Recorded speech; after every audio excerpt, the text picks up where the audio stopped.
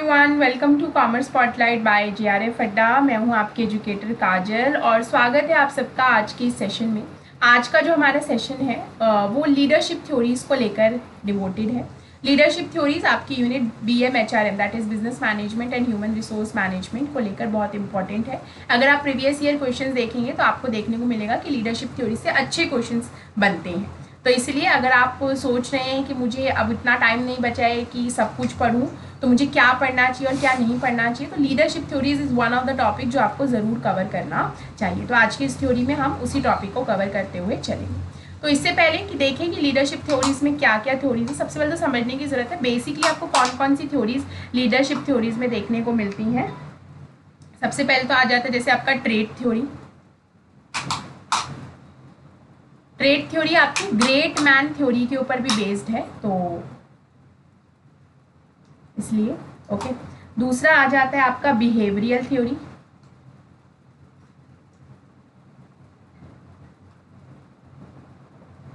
और फिर आ जाता है आपका कंटिंजेंसी। कंटिंजेंसी को हम सिचुएशनल बेस्ड थ्योरीज भी बोल देते हैं, कंटिंजेंसी।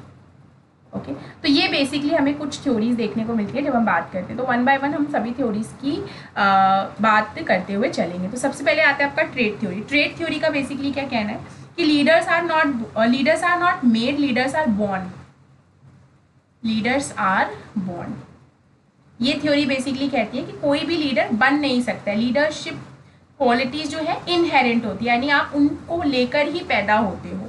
तो यानी कि क्योंकि ग्रेट मैन थ्योरी के ऊपर बेस्ड है, तो ग्रेट मैन थ्योरी भी यही कहती थी कि ग्रेट मैन जो है ना, इट्स अ लेगेसी। आप एक घर में अगर ऐसे घर में पैदा हुए हैं जहाँ सब लीडर्स है, फॉर एन एग्जाम्पल मान लो एक CM है, PM है, प्रेसिडेंट्स हैं, या ऐसी बड़ी बड़ी लीडरशिप जैसी पोस्ट पर बैठे हैं, तो जाहिर सी बात है आपके अंदर वो ये थ्योरी के हिसाब से आपके अंदर भी वो इनहेरेंट जीन्स होंगे जिसकी वजह से आप भी कल को एक लीडर बनेंगे। ये कहना था ग्रेट मैन थ्योरी का, और ऐसा ही कुछ कहती है आपकी ट्रेड थ्योरी।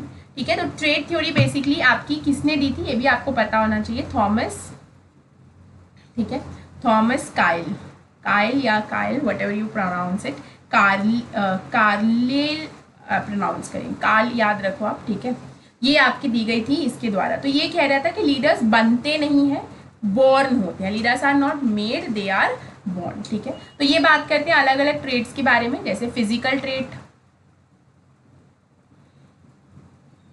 ट्रेड कोई बहुत स्ट्रॉन्ग है, लंबा है, तो ये सारे ट्रेड दिखाते हैं कि वो लीडर बन सकता है। ठीक है, फिर आते हैं आपके पर्सनालिटी ट्रेड, जैसे यहाँ पर पर्सनालिटी ट्रेड्स की बात भी की गई है, पर्सनालिटी ट्रेड्स।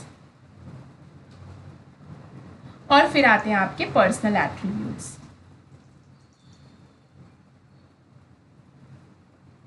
ठीक है, तो ये चीज़ें बताती हैं कि कौन लीडर होगा। तो पर्सनालिटी ट्रेट, अगर आप बहुत कॉन्फिडेंट हैं, आप बहुत एक्सट्रोवर्ट हैं, तो जाहिर सी बात है आप एक लीडर बन सकते हैं। पर्सनल ट्रेट, अगर आप बहुत अट्रैक्टिव हैं, आपका पॉस्चर अच्छा है, ये सारी चीज़ें जो हैं आपके ट्रेड थ्योरी के हिसाब से कहना है कि ये सब बेसिकली ट्रेड्स हैं एक लीडर के। आप किसी को लीडर बना नहीं सकते हो, क्योंकि ये तो ऐसे ट्रेड्स हैं ना जिनके साथ आप जन्म लेते हो। मेरी हाइट, मेरा बॉडी का मतलब शेप, स्ट्रॉन्ग, ये सारी चीज़ें जो हैं ट्रेड्स होते हैं। तो जो है ऐसा देखने में वही आपका बन सकता है लीडर। तो ये बेसिकली ट्रेड थ्योरी का कहना था। फिर आता है बिहेवियरल थ्योरी। और हाँ, ट्रेड थ्योरी ना आपकी बहुत क्लासिक थ्योरी, मतलब बहुत पुरानी थ्योरी है, तो आज के युग में अगर आप देखोगे तो ऐसा ये थ्योरी इतना काम नहीं करती है। फिर आती है आपकी बिहेवियरल थ्योरीज। बिहेवियरल थ्योरी क्या कहती है कि भाई हम किसी के ट्रेड्स को देखकर उसको लीडर नहीं बना सकते, या नहीं मान सकते कि लीडर बनेगा। लीडर बना जाता है बिहेवियरल पैटर्न्स के थ्रू। लीडर्स के पास लीडर्स का ऐसा बिहेवियरल पैटर्न होता है जो बाकी लोगों का नहीं होता, इसलिए वो अलग और लीडर्स अलग होते हैं। तो ये पैटर्न जो है ये अक्वायर भी किया जाता है। ये इस टाइप का बिहेवियर अक्वायर किया जा सकता है लर्निंग एंड एक्सपीरियंस के थ्रू।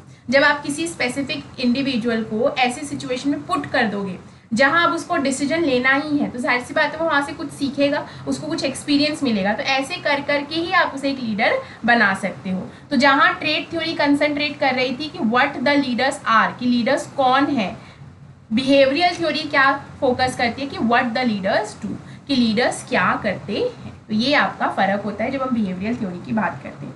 तो यहाँ पर आपका अलग अलग आपको देखने को मिल जाता है बिहेवियरल थ्योरी। ये बोलता है leaders are made not born, ये भी याद रखना, leaders are made not born, पैदा नहीं होते हैं लीडर्स, उन्हें बनाया जाता है।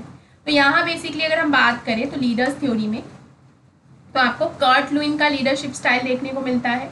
इसमें और भी लोगों ने अपनी बात कही है, तो कर्ट लुइन लीडरशिप स्टाइल,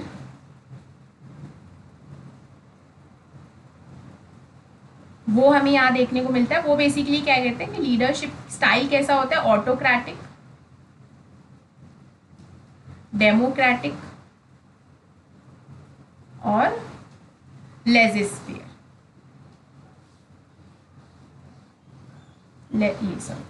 लेजिस्फेयर।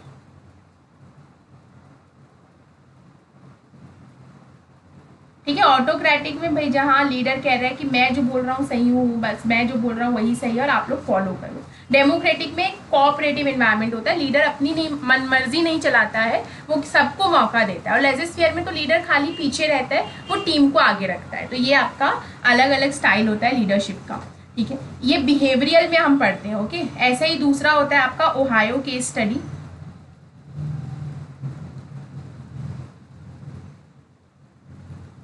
जो बात करता है कंसिडरेशन और स्ट्रक्चर कि लीडर्स कैसे बनते हैं, कंसिडरेशन क्या है और स्ट्रक्चर कैसा है।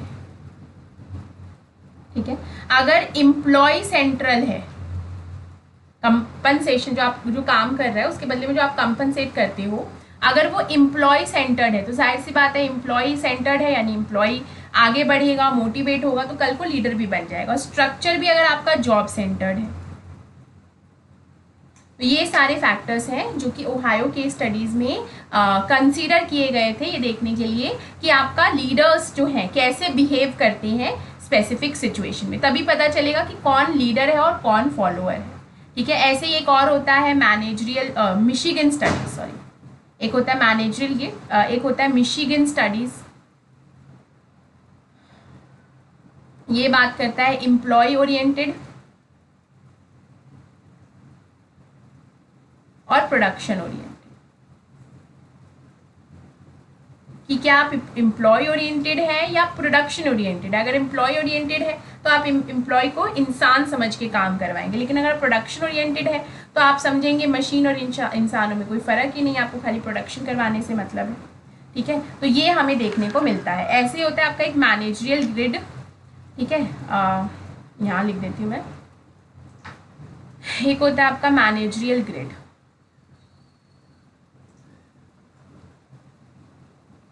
ठीक है, ये दिया गया था आपका रॉबर्ट ब्लेक और जेन के द्वारा, रॉबर्ट एंड जेन के द्वारा ये दिया गया था। इसमें हम ये पूरा ग्रिड होता है आपका 9x9 का ग्रिड होता है।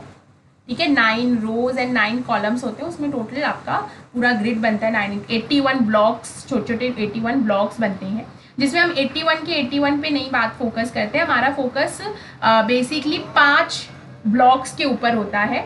ठीक है, तो ये मैं आपको होमवर्क दे रही हूँ कि आपका होमवर्क है कि मैनेजरियल ग्रिड आपको पढ़ना है। ठीक है, मैंने आपको एक बेसिक आइडिया दे दिया है, कुछ चीज़ें आपको खुद भी करनी है। ठीक है, स्पून फीडिंग का टाइम नहीं है। ओके, चलिए उसके बाद हम बात करें तो आती है कंटिंजेंसी या सिचुएशनल थ्योरीज। ठीक है, कंटिंजेंसी थ्योरी, सिचुएशनल थ्योरी नाम से समझ में आ रहा है, जैसी सिचुएशन वैसा अटेम्प्ट। ठीक है, तो सक्सेसफुल लीडर जो है वो सिर्फ क्वालिटी के ऊपर डिपेंडेंट नहीं होते हैं, ट्रेड्स या बिहेवियर के ऊपर नहीं डिपेंडेंट होते, उनको सिचुएशन के हिसाब से अपने आप को अकोमोडेट करते रहना चाहिए। तो इसी सिचुएशनल थ्योरीज में कंटिंजेंसी थ्योरीज और सिचुएशनल बेस्ड थ्योरीज सेम ही है। इसमें हम अलग अलग थ्योरीज पढ़ते हैं। पहले फिडलर मॉडल पढ़ते हैं। फिडलर वो पहले व्यक्ति थे जिन्होंने 1967 में ये लीडरशिप की थ्योरी आपकी डेवलप की थी।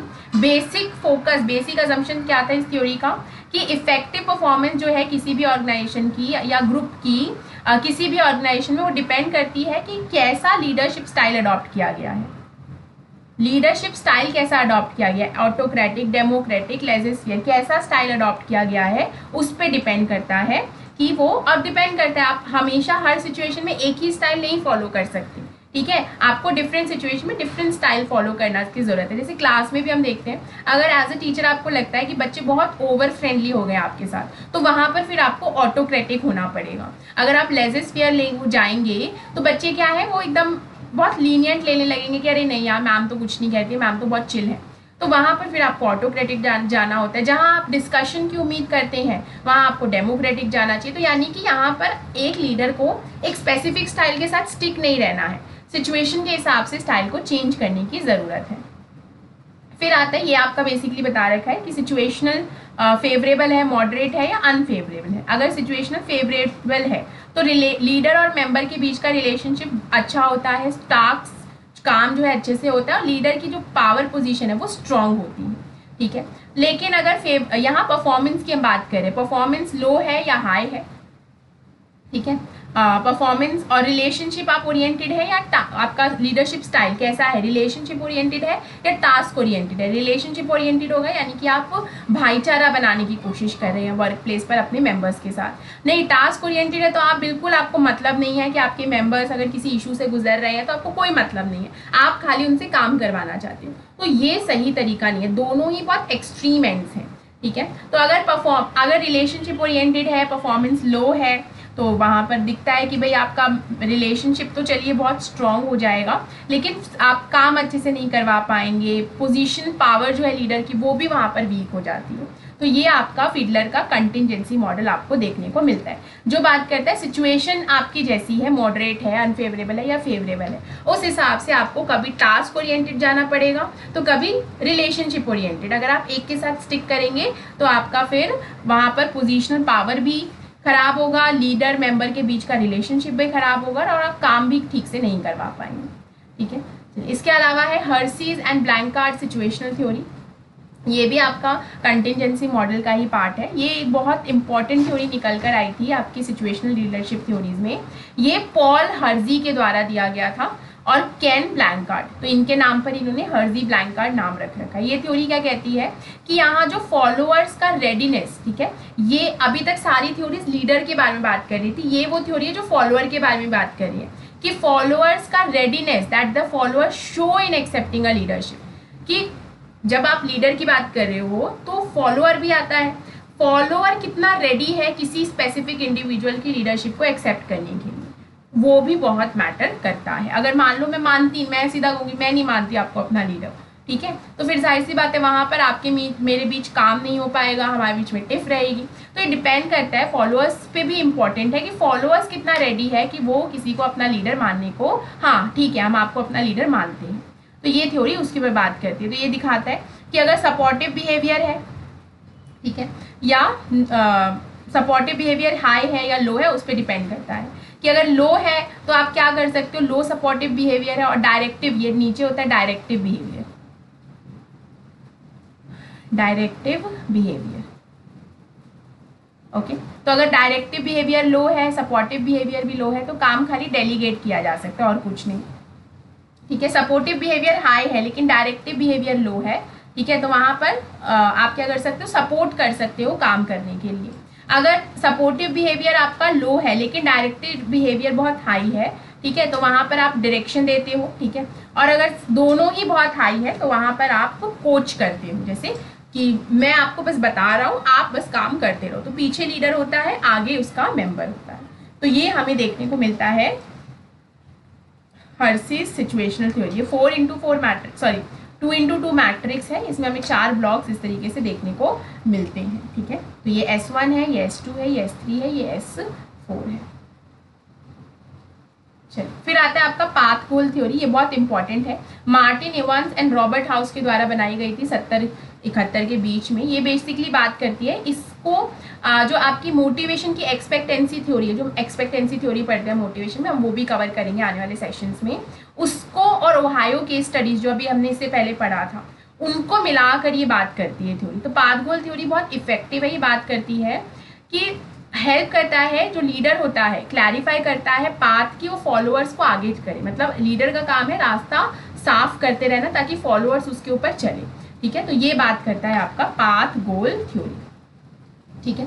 तो ये कुछ स्पेशल थ्योरीज थी जिनके बारे में, तो यहाँ ये भी याद रखना, पाथ गोल थ्योरी में हम 4 तरीके का लीडरशिप स्टाइल देखते हैं। एक तो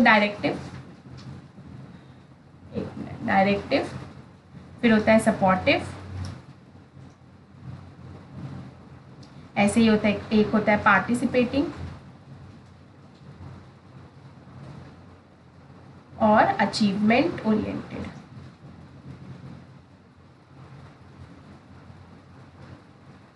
तो ये आपके कुछ लीडरशिप स्टाइल है जो आपको पाथ गोल थ्योरी में देखने को मिलते हैं, ठीक है। तो ये हमारे लीडरशिप स्टाइल थे, मेजर हमें यही देखने को मिलते हैं।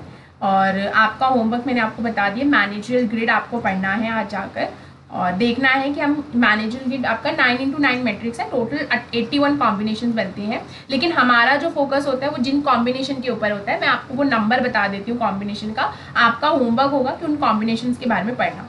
11, 91, 55, 19 और 99, ये 5 कॉम्बिनेशन, 1 2 3 4 5, ये 5 कॉम्बिनेशन आपको पढ़ने हैं। 9x9 का जब मैट्रिक्स बनता है तो ये 5 कॉम्बिनेशन वहाँ आते हैं। तो ये मैंने आपको बता दी कौन से 5 कॉम्बिनेशन है जो आपको पढ़ने हैं, ठीक है। तो ये आपको होमवर्क भी दे दिया है मैंने, तो थोड़ा आप लोग भी पढ़ो, थोड़ा मैं पढ़ाऊंगी और इस तरीके से हम सपोर्टिवली काम कर सकते हैं। ओके, चलिए, तो इस सीरीज़ में आपको कोशिश करूँगी वो सारे 10 के 10 यूनिट से अलग अलग टॉपिक जिसका जो इम्पोर्टेंस है, ठीक है। ज़रूरी नहीं कि अब हर यूनिट से मैं बताऊँगी, हो सकता है किसी यूनिट से ना भी हो, ठीक है। चलिए, तो यूपीएलटी ग्रेड की अगर आप तैयारी कर रहे हैं तो आपका लाइव बैच रनिंग है, you can still join the batch. और अगर आप यूजीसी नेट दिसंबर वाला एग्जाम दे रहे हैं या देना चाहते हैं तो आपके पास अभी भी समय है, आप अभी भी ये बैच ले सकते हैं और अपनी तैयारी को लेवल अप कर सकते हैं। अभी आपका 20% ऑफ भी लग जाएगा और आप इन ऑफिशियल हैंडल्स के थ्रू JRF अड्डा को फॉलो कर सकते हैं और बाकी सभी तरीके की अपडेट्स आपको वहीं मिलेंगे। अगर आप चैनल पर पहली बार आए हैं तो चैनल आप सब्सक्राइब कर लीजिए, बिकॉज जितनी भी न्यू वीडियोस आएंगी कॉन्सेप्ट से रिलेटेड या नोटिफिकेशन से रिलेटेड, तो वो आपको सब्सक्राइब करने के बाद सबसे पहले पता चलेंगी। ऐप डाउनलोड कर सकते हैं बिकॉज इस पर बहुत सारी चीज़ें फ्री ऑफ कॉस्ट अवेलेबल है। डेली आप टेस्ट दे सकते हैं, आपको हर संडे मॉक टेस्ट लगाने का मौका मिलता है, क्लासेस की PDFs मिल जाती है और साथ में आपको काउंसलिंग सेशन अटेंड करने का मौका भी दिया जाता है। तो बहुत सारे बेनिफिट्स हैं जो बिल्कुल आपको फ्री ऑफ कॉस्ट मिलते हैं, तो why not take it. Okay, चलिए, तो मिलते हैं ऐसे ही किसी नेक्स्ट सेशन में जहाँ हम डिस्कस करेंगे किसी और नए टॉपिक को, ठीक है। अगर आप कोई स्पेसिफिक टॉपिक पढ़ना चाहते हैं तो आप कॉमेंट करके बता सकते हैं, मैं उस टॉपिक पर भी वीडियो लाने की कोशिश करूँगी। तो मिलते हैं नेक्स्ट सेशन में, तब तक के लिए thank you very much and bye bye.